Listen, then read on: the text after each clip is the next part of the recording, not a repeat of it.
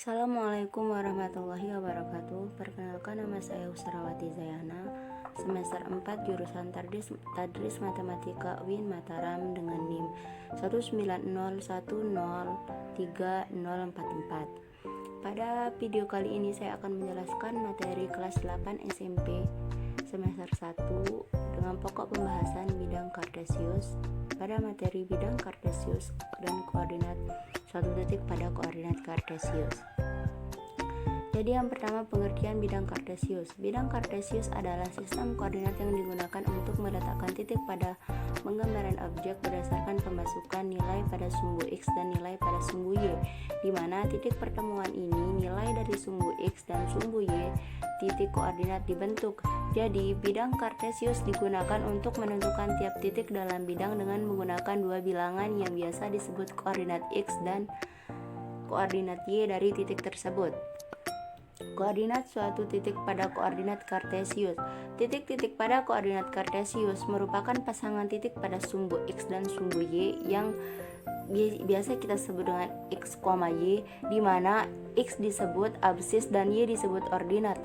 Ordinat juga dikenal sebagai koordinat Y suatu titik yang ditunjukkan pada pada garis vertikal perpotongan antara sumbu X dan sumbu Y di titik 0 yang disebut dengan pusat koordinat. Untuk bagian atas sumbu Y bernilai positif, sedangkan pada bagian bawah sumbu Y bernilai negatif. Begitu juga pada sebelah kanan sumbu X bernilai positif, sedangkan pada sebelah kiri sumbu X bernilai negatif.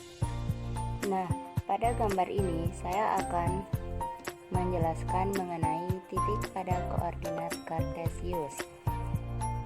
Jadi, pada koordinat Kartesius terdapat garis mendatar yang disebut dengan sumbu X. Jadi yang ini yang disebut dengan sumbu X yang mendatar, dan yang tegak ke atas disebut dengan sumbu Y. Dan perpotongan di antara sumbu X dan Y disebut dengan titik pusat koordinat yang berada di tengah-tengahnya. Kemudian pada sumbu X yang kanan terdapat angka-angka positif seperti 1, 2, 3, dan 4, dan pada bagian kiri sumbu X terdapat angka-angka negatif. Begitu pula pada Y bagian atas terdapat angka-angka positif, dan pada Y bagian bawah terdapat angka-angka negatif. Kemudian pada koordinat Kartesius terdapat yang namanya kuadran. Kuadran itu dari kata kuad yang berarti 4. Jadi pada koordinat Kartesius terdapat 4 bagian.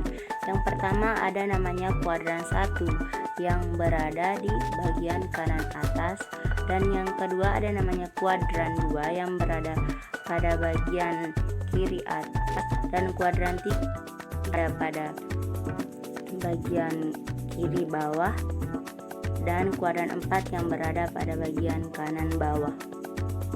Jadi inilah yang namanya kuadran 1, 2, 3, dan 4 pada koordinat Kartesius.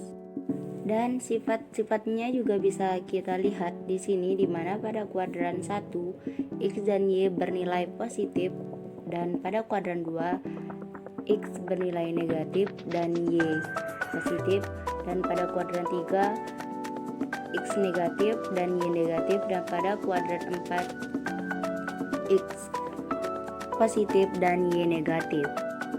Kita lanjut ke contoh soal berikutnya. Pada koordinat Kartesius membahas, pertama kita perlu menggambar titik-titik pada koordinat Kartesius. Diketahui A 2,3, B min 4,1, C min 4,2, D 4,3. 1. Gambar titik-titik tersebut dalam bidang Kartesius. 2. Tentukan kuadran dari tiap titik tersebut. Jadi untuk menemukan satu jawaban, yang pertama kita perlu tahu penulisan titik koordinat itu, yang mana penulisannya ialah X, Y. Jadi pada A 2,3 X-nya itu adalah 2 dan Y-nya adalah 3. Begitu pula dengan titik B, yang mana min 4-nya adalah X dan 1 adalah Y, dan seterusnya. Jadi inilah contoh daripada gambar koordinat kartesius. Nah, kita mulai dari titik A, yang mana pada titik A itu adalah 2,3. Nah, pada A ini terletak pada sumbu X dan 3 terletak pada sumbu Y. Jadi 2 ini kita tarik ke atas dan 3 ini kita tarik ke samping. Jadi bertemulah dia di titik A. Dan yang kedua itu pada titik B, yang mana min 4-nya berada pada sumbu X dan satunya berada di sumbu Y. Jadi kita pada min 4 kita tarik ke atas dan pada 1 kita tarik ke samping kiri. Bertemulah dia di titik B. Begitu pula di titik C. Jadi pada titik C, X-nya itu adalah min 4 dan Y-nya itu adalah min 2. Nah, pada min 4 kita tarik ke bawah dan min 2 kita tarik ke arah kiri. Bertemulah dia di titik C. Dan untuk yang di X-nya itu di 4 dan Y-nya itu di min 3.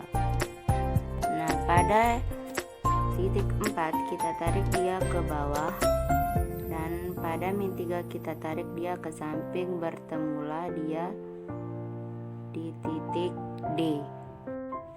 Nah, kemudian untuk menentukan kuadran dari tiap titik tersebut, jadi ingat ya, jadi tadi pada kuadran 1 itu terletak di kanan atas, yaitu pada titik A, yang mana titik A itu 2,3, dan kuadran 2 itu pada min B, yaitu min 4,1, dan kuadran 3 itu pada titik C, yaitu min 4,2, dan kuadran 4 itu pada titik B, yaitu 4,3. Mungkin hanya ini penjelasan yang bisa saya sampaikan, kurang lebihnya saya mohon maaf jika terlalu banyak kesalahan. Wassalamualaikum warahmatullahi wabarakatuh.